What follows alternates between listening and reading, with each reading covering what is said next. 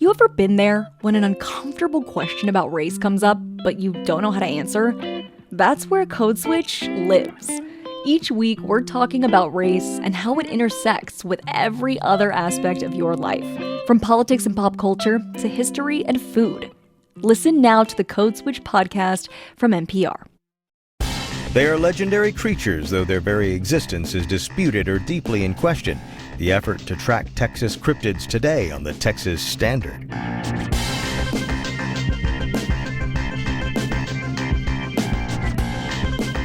Texas Standard is a production of KUT Austin, KERA North Texas, Houston Public Media, and Texas Public Radio in San Antonio. I'm David Brown. Most Texans have heard their names, and quite a few grew up hearing their stories.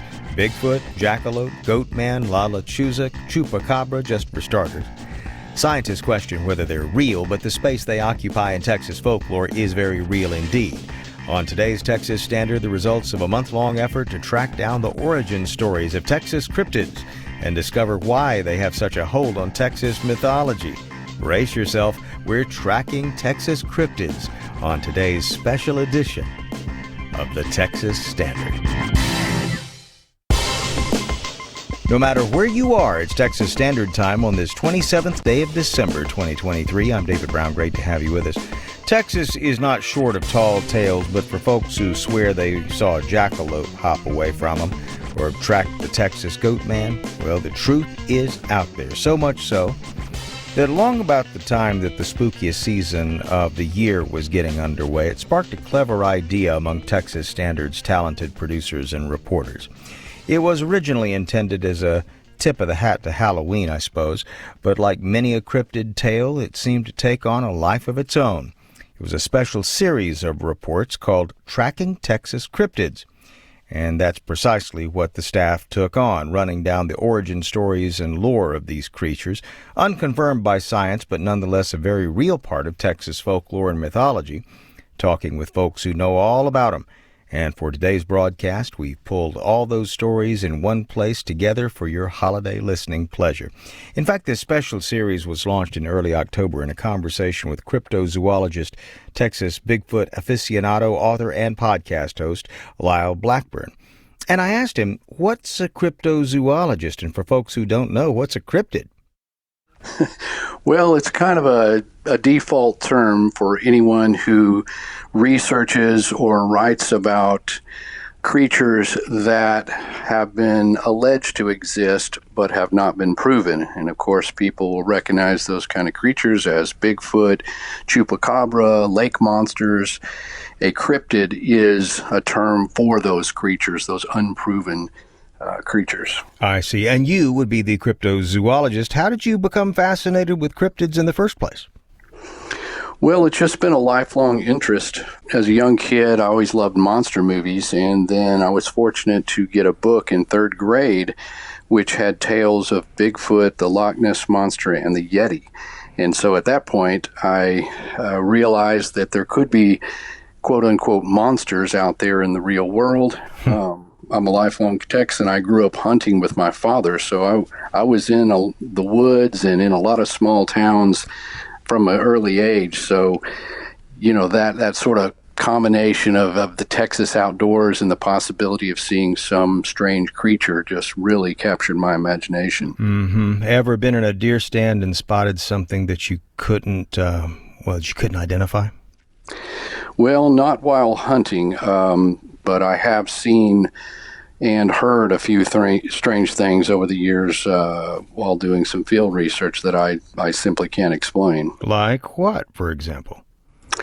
Well, I've done a lot of research just across the border in Arkansas, home of the Legend of Boggy Creek, which was a movie that was a big hit in the 70s that dramatized sightings of a Sasquatch-like creature.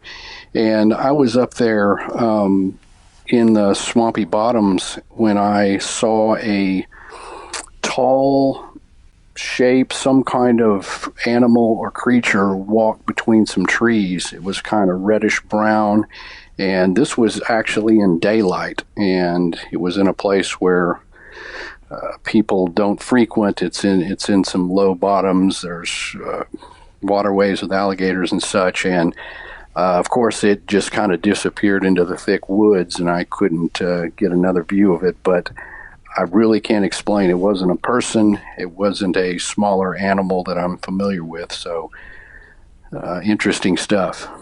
Now, you even wrote a book specifically on the Texas Bigfoot. Was this creature what you suspect to be the Texas Bigfoot, or is this a different creature?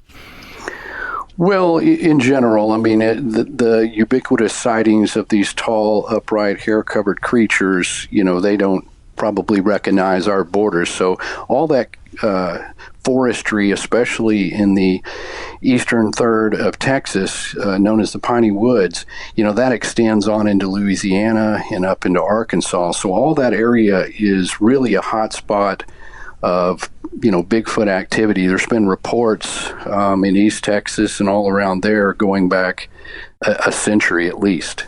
Bigfoot I think of as more a sort of northwestern U.S. phenomenon. I'm a little surprised that Texas would seem to have one of its own, but we do have a lot of cryptids that seem to be very Texas-centric, do we not? I think of the chupacabra, for example.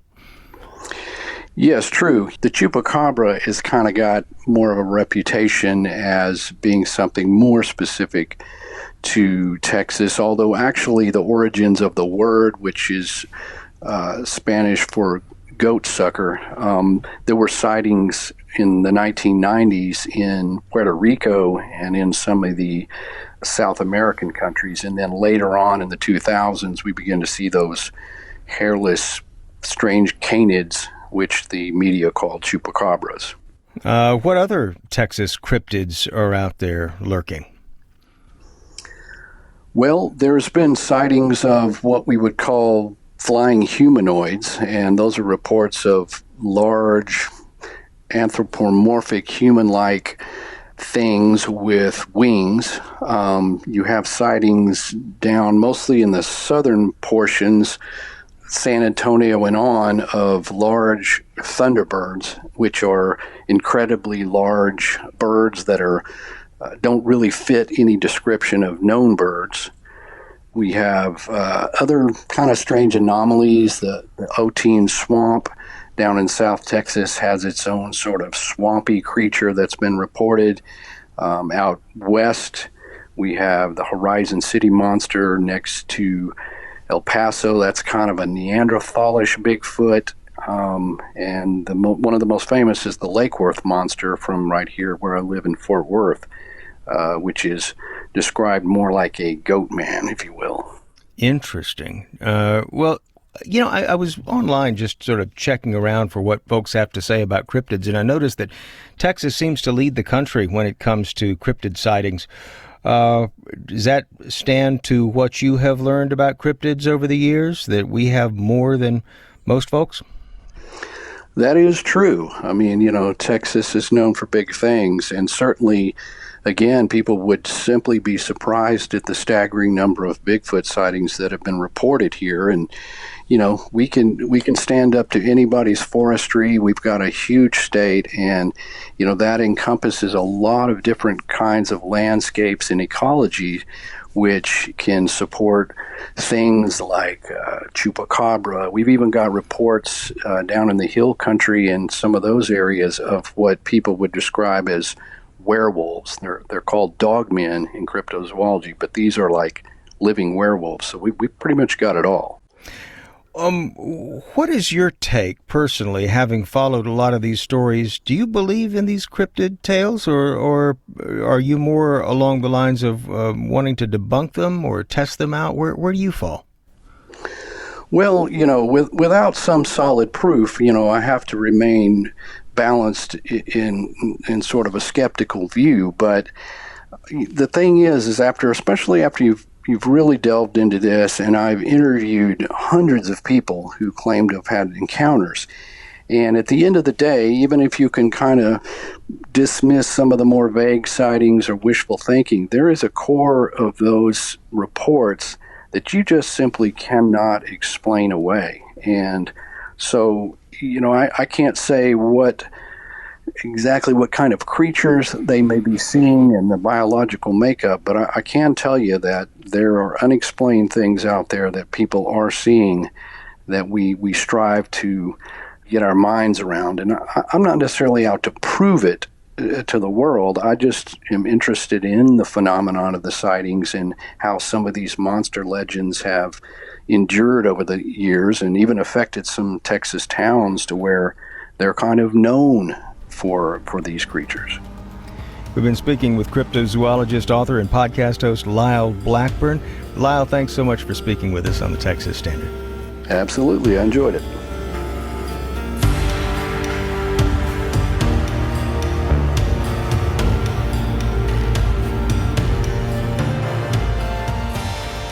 Now, we can't say for sure what any of these mythical beings might look like in the real world, or can we? For a little help imagining the unknown, we took a trip to a Central Texas elementary school. The Texas Standard's Gabrielle Munoz pulled up a chair in art class. We're in Nicole Cortez's art studio at Matthews Elementary in Austin. With Halloween around the corner, her fifth graders are bustling with excitement over their latest assignment. After hearing the stories of several Texas cryptids, Zoe Kirkendall knew she had the perfect inspiration to draw the Houston Batman. And he had to have a lot of muscles because he's Batman. And also he's Robert Pattinson, which is Batman. I drew him kind of like coming down, and he's kind of confused because the Houston Batman myth dates back to a mysterious sighting in the early 1950s. But Zoe would be ready to spring into action if she encountered him in today's world. I would probably try and take a picture just so I could make a discovery. A few tables over, Charlie Bodle was hard at work on his interpretation of La Lechuza, who can change in between a owl and a witch, and like if you're out like late doing something you're not supposed to, she'll come get you. Back in art class, Kayla Alonso was using her imagination to draw her own version of La Lechuza, with some inspiration from Charlie. It sounded interesting, and I just saw my friend Charlie like splitting it in half, and like one half being an owl and the other half being a witch. So then I'm like, maybe I'll do that, and this is how it came out. It's that spirit of cooperation and teamwork that teacher Nicole Cortez loves about these fifth graders. They're really creative and talented in art, but they're also great at being good friends to each other and supporting each other, and so they're just some of my favorite kids to be with.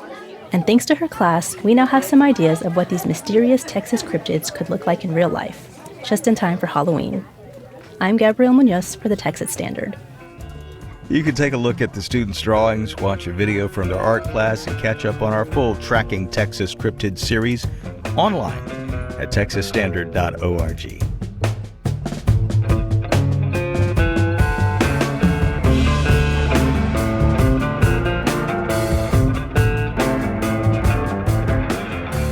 There's a whole lot more of our special on Tracking Texas Cryptids coming up. Stay with us.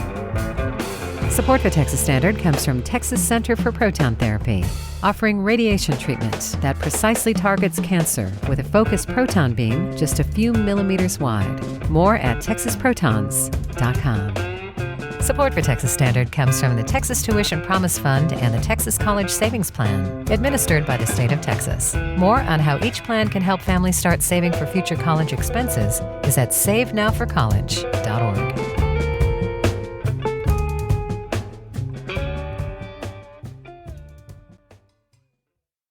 I'm Maricela Barrera. I'm a writer and performance artist from San Antonio, Texas. San Antonio is a haunted city. We have so many roots that go back hundreds of years. And so these stories, we could think that maybe they're contemporary, but really they go down into our ancestors.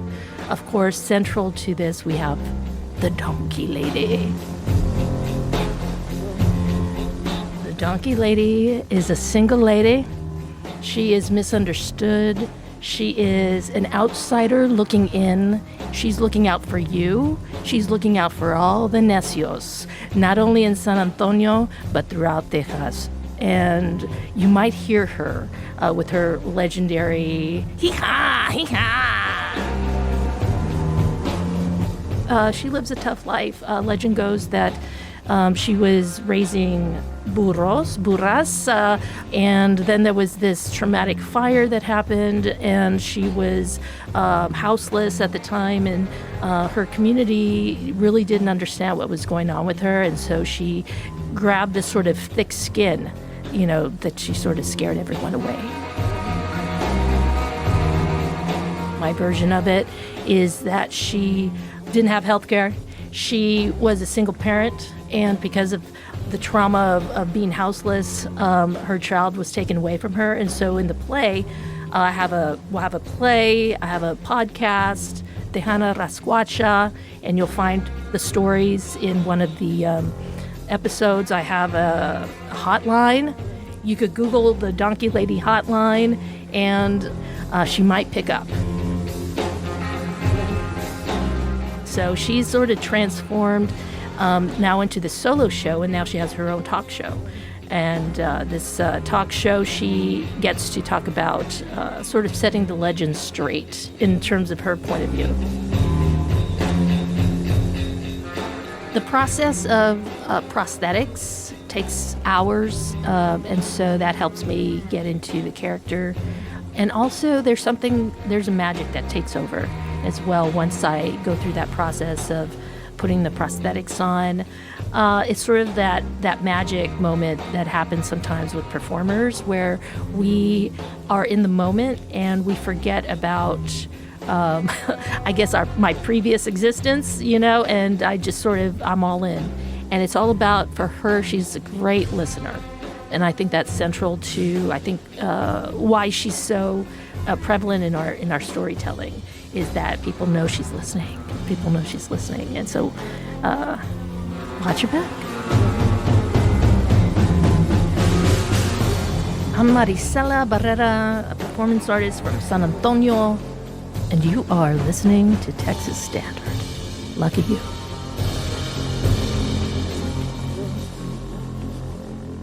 Support for coverage of business comes from Texas Mutual Insurance Company, a workers' comp provider committed to protecting Texas employers by investigating fraud and focusing on preventing abuse of the system. More at texasmutual.com/fraud. And you are listening to the Texas Standard. This hour, we're telling stories about Texas cryptids, those creepy creatures that inhabit our local legends. As part of that series, launched in October, we focus next on a cryptid with reported sightings nationwide, Bigfoot. Paul Bowman of Tulsa, Oklahoma, is an archaeologist by profession, but he's also an expert on Sasquatch. Bowman is on the board of directors for the North American Wood Ape Conservancy, a group focused on Sasquatch research. Bowman has chased Bigfoot all over East Texas and Oklahoma. He spoke with his Texas Standard's Michael Marks about some of his experiences. Now, the audio you're going to hear in this segment was recorded by Bowman and his colleagues in the field. Tell me about some of the field research that you guys conduct. So we have a research area. We've had a couple over the years. One was in the Big Thicket National Preserve, which is an hour or two north of Houston. We've done work in Sam Houston National Forest, but mostly in southeastern Oklahoma. We have an area where we lease some property. We've been there since 2006, and we used this, at the time, what was state-of-the-art game cameras. In 2011, we had sort of a paradigm shift, where we would have overlapping teams, 4 or 5 people. We would maintain a constant presence in the area for 6 to 8 weeks. That actually turned out to be quite fruitful. When you say fruitful, what do you mean? Well, within the first 2 weeks, back in 2011, we started having contact. These creatures would come up to the edge of our camp. They would throw rocks. In some cases, they would run through camp in the middle of the night, and it was quite a change from what we'd been used to. What sounds do they make that people may not expect? What got me were the things like, we've heard mouth pops. They do a mouth pop sound like that. all kinds of grunts, growls, huffs, barks.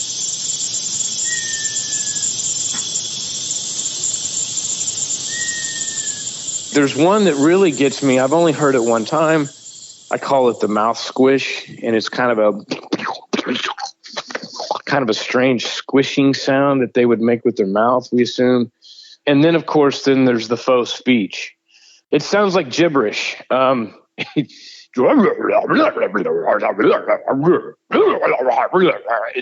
something kind of like that. It's incomprehensible, as far as language goes. But it sounds like somebody's trying to talk. We've had countless visuals. Of course, the very first question everybody asks is, well, why no pictures? And the short answer is that these contact events are usually 1 to 2 seconds, maybe 3 or 4 seconds in length. My own visual, of course, I had in 2014. Even if I'd had a camera at the ready, I just don't think I would have been able to get something on film. It sounds crazy. I know it sounds absolutely crazy. What conclusions do you draw about the behavior or nature of this creature? To me, it screams primate. They appear to be somewhat territorial, just like any other primate would. We've even had reports that was very remarkably like a howler monkey, only it was much deeper. Most of the great apes have been observed mimicking humans. That sort of falls in line as well. People have sort of, done their own whoops, just out walking out in the woods, and then they receive a call back almost identical to their whoop, but louder.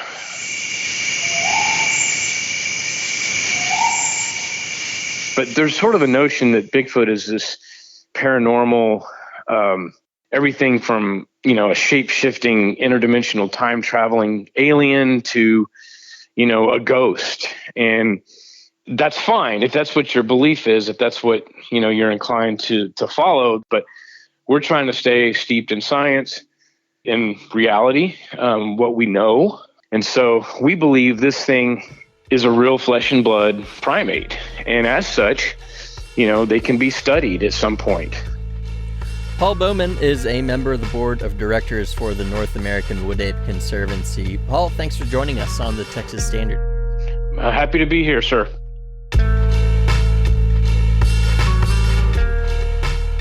There's more of our special edition on Texas cryptids coming up. Stay with us.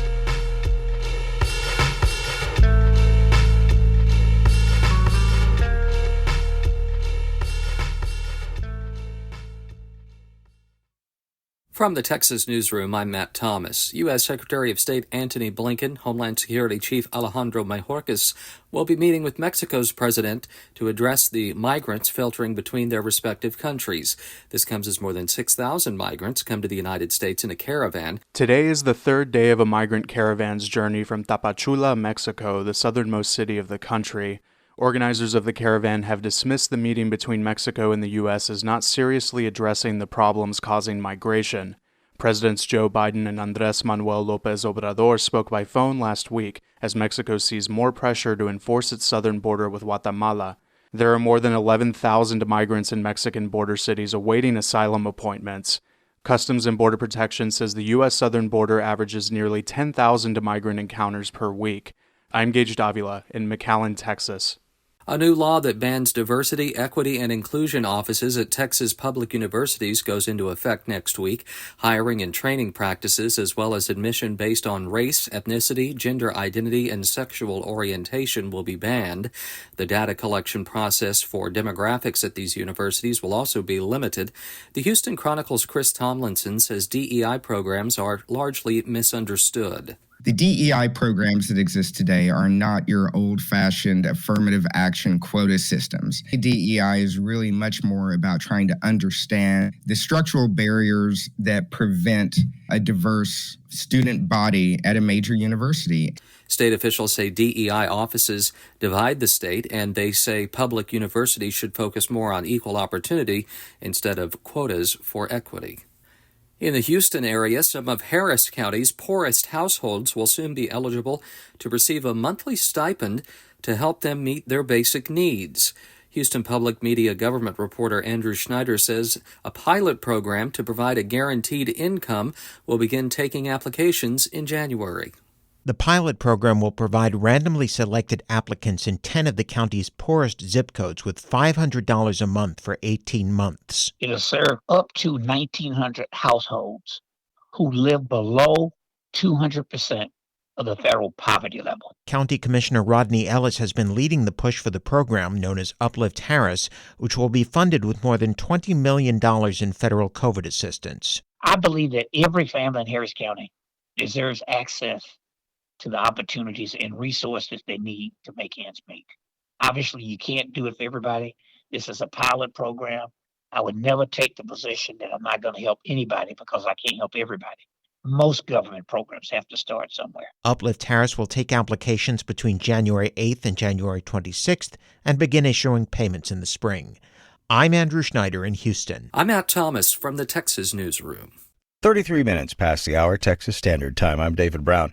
This hour, we're tracking Texas cryptids led by our staff of reporters, producers. So far this hour, we've heard about Bigfoot's presence in Texas and how Texas school kids imagine these spooky creatures, long the stuff of Texas folklore. But we haven't yet gone down the rabbit hole of one of the most legendary and recognizable names in all of Texas cryptozoology. To remedy that, the Texas Standard's Kristen Cabrera went on the hunt for the story of the chupacabra. There are creatures we make a point to avoid, and then there are creatures who remain a mystery to us. It could be the legendary chupacabra. The mythical chupacabra. The story of the chupacabra is a relatively new one. Susto podcast host Aiden Castellanos explains what a chupacabra is. The literal translation is goat sucker, and it's this creature that is said to suck the blood of farm animals and may go far as to say that it will attack humans as well. The stories of mutilated and blood-drained livestock started in Puerto Rico and migrated along with settlers to Mexico, Texas, and beyond. Sightings of the chupacabra here have been mainly within the last century, and as recently as 2022 in Amarillo. There is one place in Texas once known as the chupacabra capital of the world, Cuero, Texas, in DeWitt County. But that was 15 years ago. Mayor Sarah Post-Meyer says Cuero's old nickname has been replaced by others. DeWitt County was designated Wildflower Capital of Texas by the Texas legislature because there are close to 3,000 different species of wildflowers. Behind these picturesque ranchlands, there are curious creatures roaming. Just ask rancher Phyllis Canyon. She has one stuffed and displayed in her living room. The first time I saw it, we had just gotten back from Africa. And, you see everything in Africa. And then I come home and, oh my God, the weirdest thing I've ever seen was right here on our ranch in Texas. Back in 2007, the strange creature virtually landed on her doorstep as roadkill. I drug it out of the road, and I laid it on the feed sack and took a picture. And as they said, it went viral. The beast on display is hairless with leathery skin, canine features, and bright blue eyes. The legs in the back are shorter than the front, giving it an unnatural arch, and its lower jaw is much shorter than its snout. About a year later, another sighting in DeWitt County would go viral. I'm seeing it, but I don't believe it. It's in the daytime. A DeWitt County deputy in training reacts to seeing what just may be a chupacabra. This is tape from a local Fox News station in 2008 with reporter Andrew McIntosh. He reports Corporal Brandon Riedel saw a creature running from his patrol vehicle and caught it on his dash cam. The animal looks similar to the one Canyon encountered, and both look large enough to take a goat out. Domino Perez says there's a reason the chupacabra brings up the imagery of a dog. The symbolism in the chupacabra is actually quite powerful. Perez is a professor in the Department of English and the Center for Mexican American Studies at the University of Texas, Austin. The way that men often get characterized as dogs, that idea of sucking you dry, either emotionally, physically, sexually. So don't go out at night where you might encounter some dog that's going to do this to you and leave you. The canine features of a chupacabra really depend on who you talk to. Javier Garza is the author and illustrator of the book Creepy Creatures and Other Cucuys. To some, El Chupacabras walks on two legs. It's a green alien from outer space that drinks the blood of goats. And, and it has like almost like a half human, half creature type of appearance to it. Bettis has a theory of where this alien appearance came from. They can be a reflection of the anxiety about immigration or the anxiety of the alien, the foreign, coming into a community and changing it in some way. The worry of community integrity is prevalent throughout history.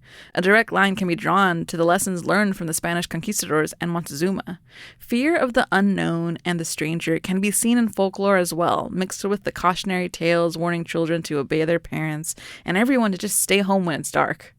Garza has written about both versions of the Chupacabra, though for him, one is more recent. And this goes back to that video that they caught of an alleged chupacabra being chased by a patrol car. And now all of a sudden chupacabras look like some kind of hairless monster dog. He also remembers the one Phyllis Canyon found on her property. Before taking it to the taxidermist, she collected DNA specimens and sent them to multiple labs. The results came back virtually the same. It's on the paternal side, Mexican wolf, and on the maternal side, it is coyote. So it's like, how do we have coyote and wolf mixed? Though it's uncommon, wolves and coyotes can and have bred in the wild, but they don't look like the creatures captured on the patrol cam or found on Canyon's ranch. For her, there are still many questions left unanswered. Mainly, why does it look the way it does? Is this a new type of canine? And if so, why couldn't it be the Chupacabra? Overall, she and even the mayor of Cuero came to the same conclusion Garza has. If people want to believe that it's the Chupacabras, it's the Chupacabras. For some, seeing is believing. I'm Kristen Cabrera for the Texas Standard.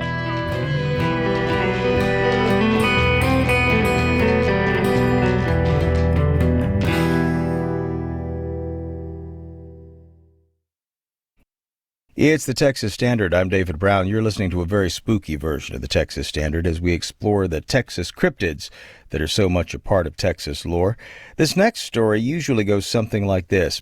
A man's walking home alone late at night. Maybe he's been drinking. And all of a sudden he hears this. And maybe he sees glowing eyes staring at him from a tree. If you grew up in South Texas or northern Mexico, there's a good chance you've heard the legend of La Lechuza. That word translates from Spanish as barn owl, but La Lechuza is something altogether spookier. The Texas Standard's own Raul Alonso begins this tale.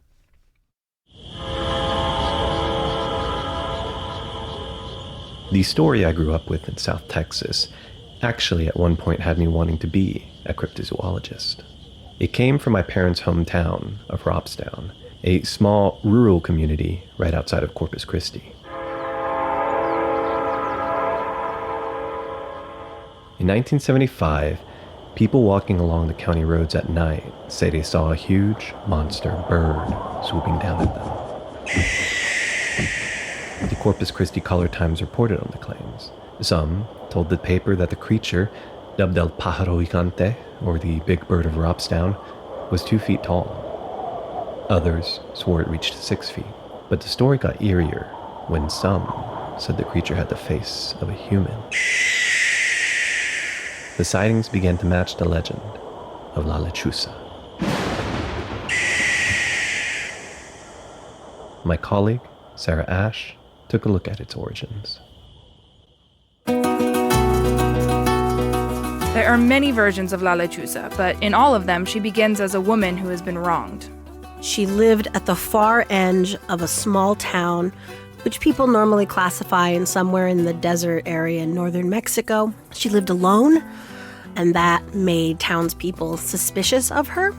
Rachel Gonzalez Martin is a professor of Mexican American Studies at UT Austin who specializes in folklore. One season, a small child, a little boy, goes missing from the town. In the version of La Lechuza she told me, the woman is accused of being a witch responsible for the boy's disappearance. For revenge, she makes a deal with the devil to come back as a shape-shifting owl woman.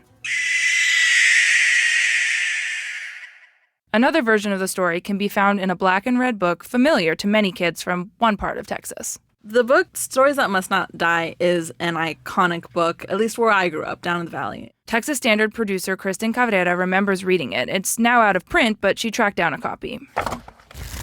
The book focuses on urban legends and ghost stories from South Texas.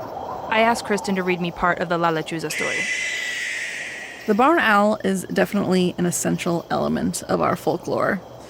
These eerie creatures, according to popular belief, are always disgruntled women. They come back from the world beyond to haunt a former lover.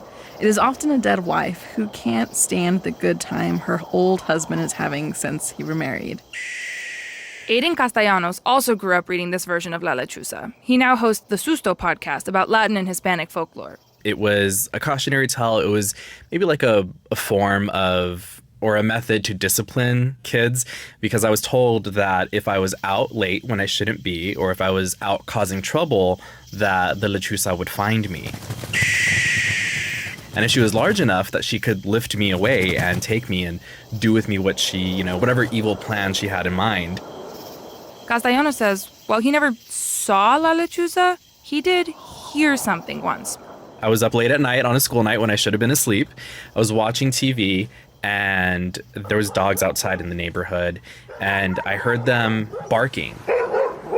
And then it got closer to my bedroom window. I was like, oh, they're chasing an animal. It's going to get under the house or whatever.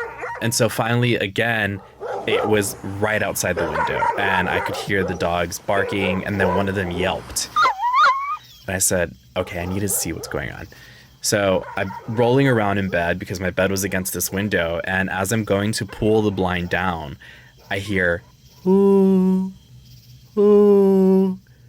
What freaked me out is I didn't immediately think, oh, that's an owl, that's a bird. It sounded like a person imitating a bird.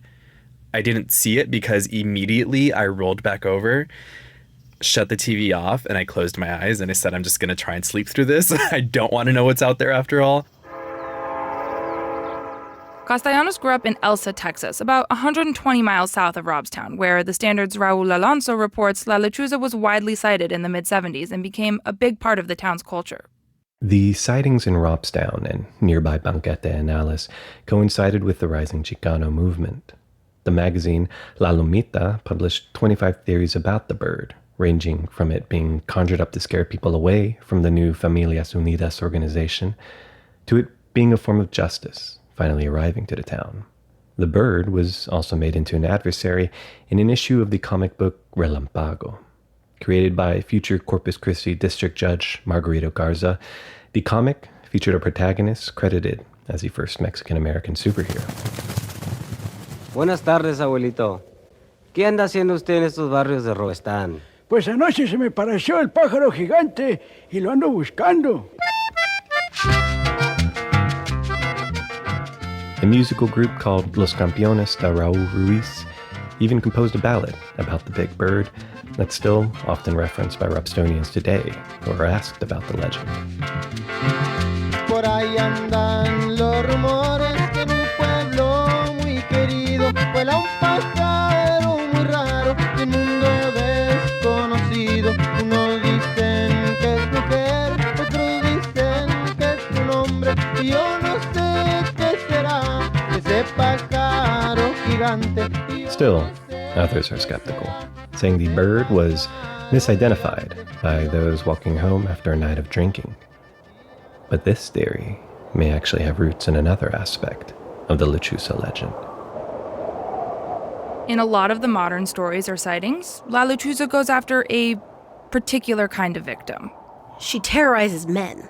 This is Professor Rachel Gonzalez-Martin again. She particularly terrorizes men who find themselves walking alone, maybe drunk on a weekend night, or maybe drunk on a work night, coming home late, possibly coming home drunk, men that might be known to be into sort of lascivious behavior, people that are abusive, unkind, cruel, people that might cheat on their spouses or even abuse their children or partners.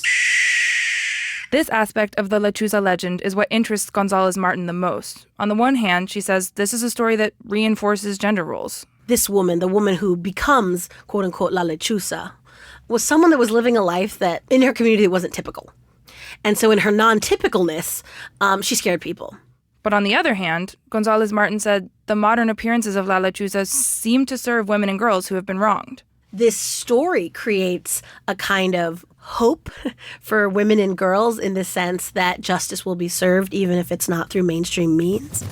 Podcaster Aiden Castellano says he was drawn to La Lechuza for a slightly different reason. I am a queer person, and this idea of being othered, to me, the idea of a witch who is so powerful that she could shapeshift, that's really cool. Like, she can probably do some really cool stuff. Why is she innately evil? Because if that power is able to allegedly be used for evil or for bad, then it can also be used for good.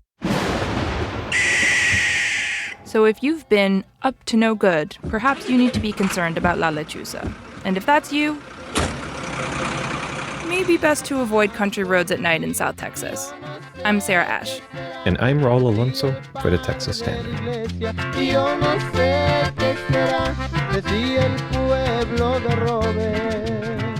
It's a special edition of the Texas Standard tracking Texas cryptids. Coming up next, the story of Goat Man. Stay with us.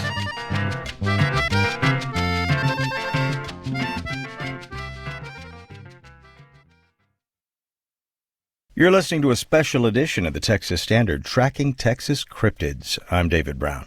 These mythical creatures, like urban legends and other spooky stories passed down through oral tradition, often serve as cautionary tales. Some deal with social stigmas, some with violence, some attempt to reckon with disturbing chapters of our history, and others, like the story of Goat Man, deal with all of the above. The Texas Standard's Sean Saldana takes us to Denton. It's Friday the 13th, and I am right off the Old Alton Bridge, a place that's gained an interesting nickname over the years. We are currently at Goatman's Bridge, and then what's the big reveal here for the audience? That I'm in my Goatman outfit. You are currently dressed up as Goatman. Yes. Ollie Asser is a native Dentonite, active in the city's nightlife scene, and an enthusiast for Goatman, one of North Texas's most sinister cryptid tales, which is why right now he is wearing a costume that makes him around 7 feet tall. So you have the stilts, which are serve as hooves. Yeah. You have the pants, which are fur pants. Yeah. And then the crown jewel of the outfit here, what is the... It's the goat skull. Goat skull. Yeah. Okay. The story of Goatman starts sometime in the late 1930s, and it revolves around a man named Oscar Washburn. He was a successful goat farmer. Sean Treat is a retired professor with the University of North Texas, and he's joined us out here at the Old Alton Bridge, which in the late 1930s was in a remote part of Denton. This was darkness, my man.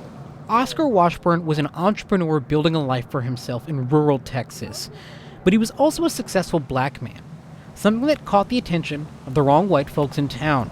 That's what prompted them to come engage in the killing, to make an example of him.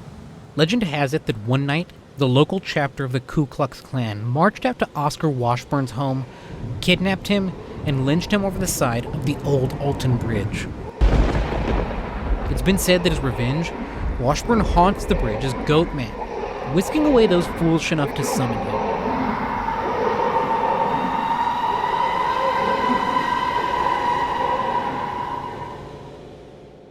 There's little evidence to confirm the existence of a black farmer named Oscar Washburn in 1930s Texas. But when it comes to the history of lynchings, the truth is more terrifying than fiction. Lynching in America in the early 20th century became commonplace, so commonplace that white Americans often would send photographs of the lynching in the mail to a relative, to a friend, to document not only that the lynching happened, but that they participated in it. Dr. Carlos Hill is a professor at the University of Oklahoma who studies the role of extrajudicial killings in American history. He says that lynchings were not just common. Some of them were massive public spectacles. Lynchings were attended by thousands of people. In the 19th and 20th century, an estimated 5,000 people were lynched in the United States, and those are just the ones that have been recorded. The problem is with documenting lynching is that most of the documentation comes from the white community. Dr. Jeff Littlejohn is a professor at Sam Houston State University who runs lynchinginTexas.org, an attempt to rectify the bad record-keeping of racial violence in the Lone Star State. The Tuskegee Institute documents more than 400 lynchings in Texas history. Littlejohn and his team count way more. We've documented well over 700 on our website. For scholars like Carlos Hill, Goatman can be thought of as an allegory for the real violence Black Americans faced after Reconstruction. For me, it speaks to the ways in which that community, but writ large, America, remains haunted by the history of lynching. Headed out onto the old Alton Bridge, Ollie Asser fills me in on perhaps the most important part of Goatman's modern-day lore. The legend says that if you knock 3 times on the bridge, Goatman will appear and take your soul to hell. Okay, so let's try it out. Where should I knock? On the frame. So right over there? Sure. Okay. Any part of the frame. All right. Ooh.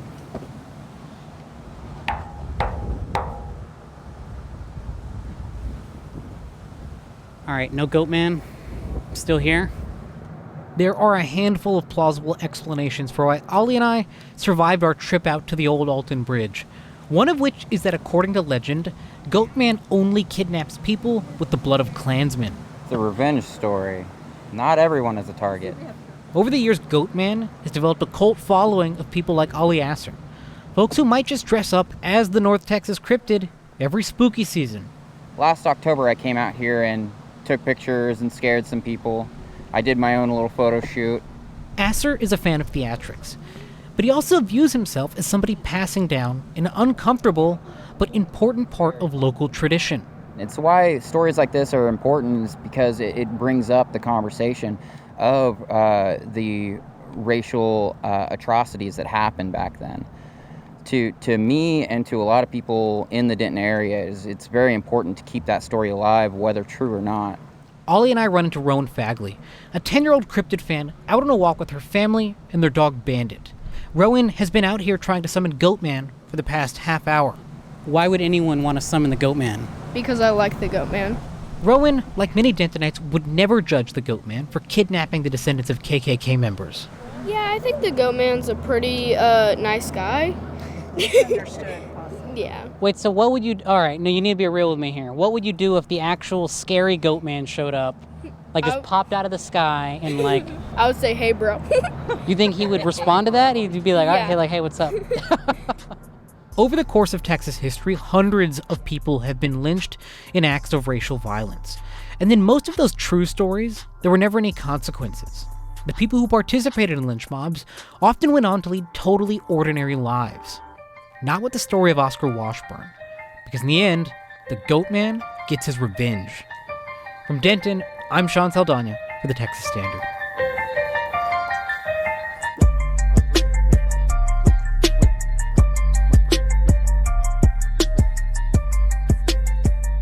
Tracking Texas Cryptids was a project launched in October as a creative, fun way to celebrate the oral histories and folklore surrounding legendary creatures unconfirmed or unsubstantiated by science, but which have nonetheless lodged themselves deep in the Texas imagination, taking on lives of their own.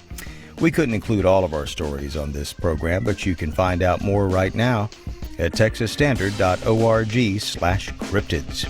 Tomorrow, it's the best of science and nature stories from the past years. Our holiday week of the best of the Texas Standard continues. Our producers and reporters include Sarah Ash, Shelley Brisbane, Kristen Cabrera, Alexandra Hart, Michael Marks, Corey Martinez, and Sean Saldana. Raul Alonso's our digital producer, Leah Scarpelli's our director, Casey Cheeks our technical director. We'll be back here tomorrow, and we hope you can join us. Philanthropic support for Texas Standard comes from Casey and Scott O'Hare, the Winkler Family Foundation, Lynn Dobson and Greg Woldridge, Adrian Killam, the George Huntington Family, and St. David's Foundation. Additionally, Texas Mutual Insurance Company is a founding sponsor of Texas Standard.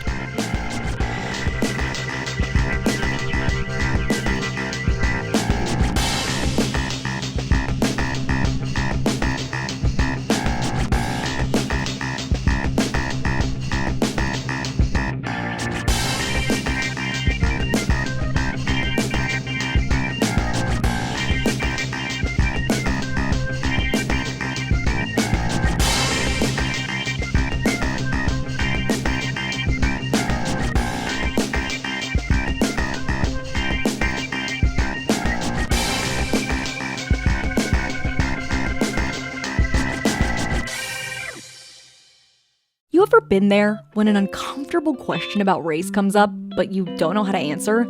That's where Code Switch lives. Each week, we're talking about race and how it intersects with every other aspect of your life, from politics and pop culture to history and food. Listen now to the Code Switch podcast from NPR.